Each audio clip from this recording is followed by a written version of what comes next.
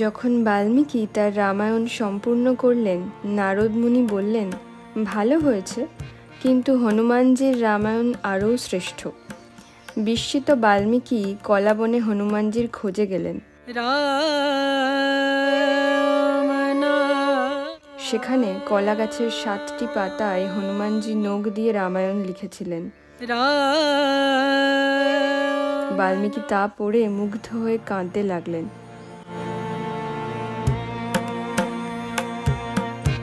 হনুমানজি জিজ্ঞেস করলেন, তার রচনা কি এতটাই খারাপ?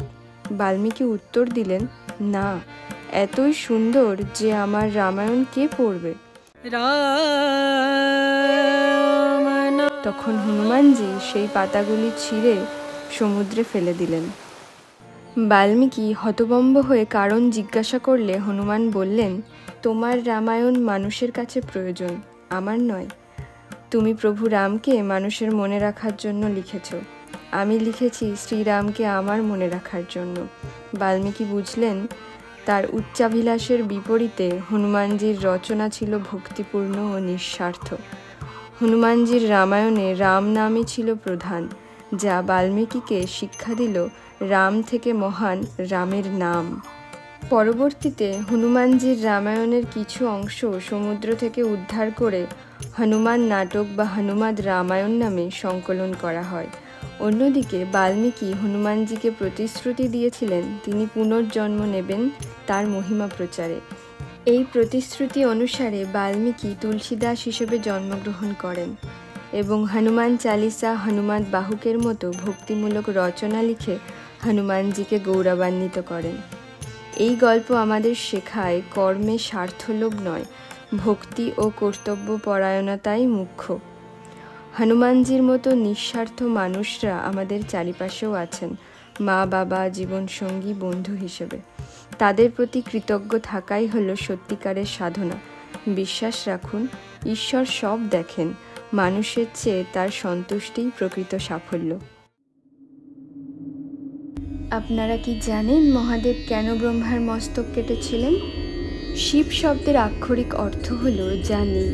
আবার আমরা শিব ঠাকুরকে স্বয়ম্ভু বলেও ডাকি, কারণ তিনি সময় ও সৃষ্টির ঊর্ধ্বে, স্বপ্রকাশিত ও চিরন্তন। তিনি নিশ্চলতার প্রতীক। আর ব্রহ্মা স্রষ্টা হিসেবে অগণিত ছায়াপথ, গ্রহ, প্রাণী ও মানুষ সৃষ্টি করেন। সৃষ্টির শুরুতে একদিন শিব দেখলেন এই সৃষ্টিতে সর্বত্র কষ্ট, যন্ত্রণা, আর যেটুকু আনন্দ আছে তাও ক্ষণস্থায়ী। ব্রহ্মা তার সৃষ্টি নিয়ে অহংকারী হয়ে ওঠেন এবং তার গর্বের সৃষ্টিকে সব দিক থেকে দেখার জন্য তার 4টি মস্তকের উৎপত্তি হয়।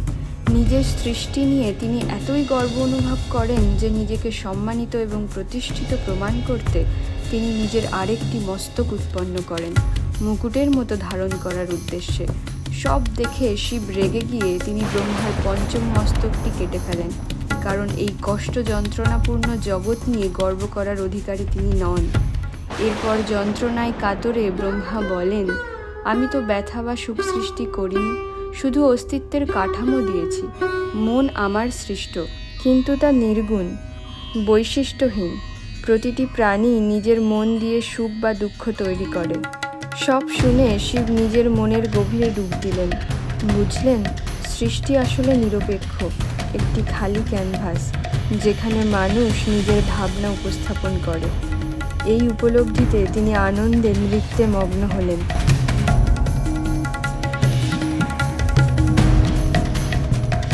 কিন্তু শেষে বুঝলেন এই উত্তেজনাও বৃথা।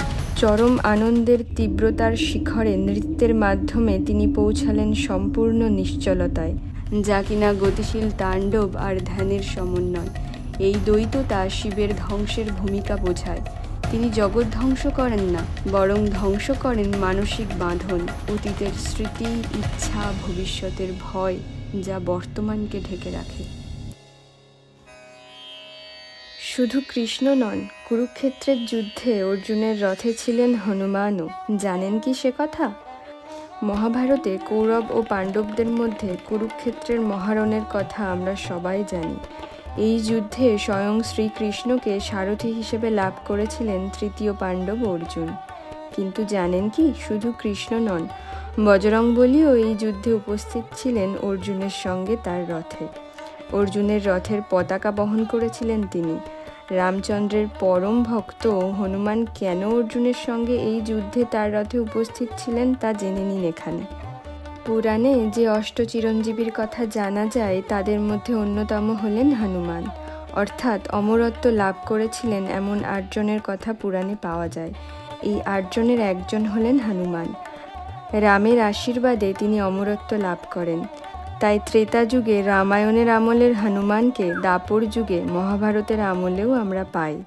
মহাভারত অনুসারে রামেশ্বরমে একবার হনুমানের সাথে অর্জুনের সাক্ষাৎ হয়।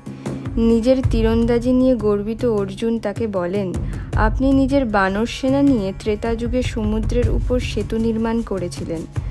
আমি যদি আপনার জায়গায় থাকতাম তাহলে একা হাতে শুধু তীর ছুঁড়েই এমন সেতু তৈরি করতে পারতাম, যা দিয়ে সবাই অনায়াসেই সাগর পেরোতে পারত।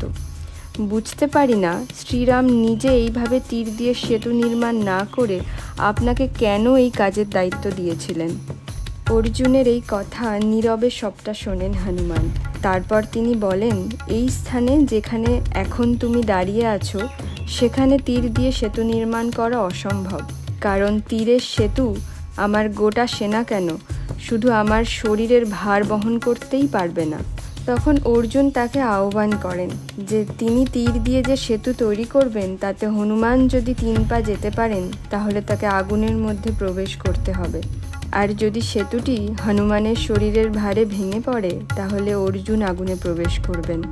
এরপর অর্জুন তীর দিয়ে সেতু তৈরি করলে হনুমান রামের নাম নিয়ে সেতুর উপর প্রথম পা ফেলেন। হনুমানের প্রথম পদক্ষেপেই ওই সেতু কাঁপতে শুরু করে। দ্বিতীয় পা ফেললে সেতু ভাঙার মতো আওয়াজ হয়, আর তৃতীয় পা ফেললে জল রক্তের মতো লাল হয়ে যায়। হনুমান অর্জুনকে বলেন যে এই সেতু তার ভার বহন করতে পারেনি, তাই পরাজয় ঘটেছে। কিন্তু অর্জুন বলেন যে কথা মতো সেতুতে 3 পা ফেলতে পেরেছেন হনুমান, তাই হনুমানকে আগুনে প্রবেশ করতে হবে। অর্জুনের কথা মেনে নিয়ে হনুমান আগুনে প্রবেশ করতে গেলে সেখানে উপস্থিত হয়ে তাকে আটকান শ্রীকৃষ্ণ। তিনি বলেন যে তিনিই সেতুটি ভেঙে পড়া থেকে আটকান, না হলে হনুমানের প্রথম পদক্ষেপেই সেতু ভেঙে পড়ত। সেতুর নিচে শ্রীকৃষ্ণ একটি কচ্ছপের রূপে সেতুটি পিঠে করে রেখেছিলেন। হনুমানের দ্বিতীয় পদক্ষেপে সেতু ভেঙে যায়, আর তৃতীয় পদক্ষেপে হনুমান আসলে শ্রীকৃষ্ণের পিঠের ওপর পা রেখেছিলেন, আর তার রক্তেই জল লাল হয়ে যায়। এই কথা জেনে হনুমান ও অর্জুন দুজনেই নিজেদের ভুল বুঝতে পেরে দুঃখিত হন। কৃষ্ণের কাছে ক্ষমা প্রার্থনা করেন তারা। তখন শ্রীকৃষ্ণ বলেন, যেখানে যা হচ্ছে সব তার ইচ্ছেতেই হচ্ছে। তিনি কুরুক্ষেত্রের যুদ্ধে হনুমানের সাহায্য প্রার্থনা করেন। তিনি হনুমানকে বলেন অর্জুনের রথের উপর তার পতাকা ধরে বসে থাকতে। এর ফলে শত্রুর তীর অর্জুনের রথের মাথায় লাগলেও হনুমান সেখানে থাকায় তা ভেঙে পড়বে না এবং অর্জুনকে এগিয়ে যাওয়া থেকে কেউ আটকাতে পারবে না।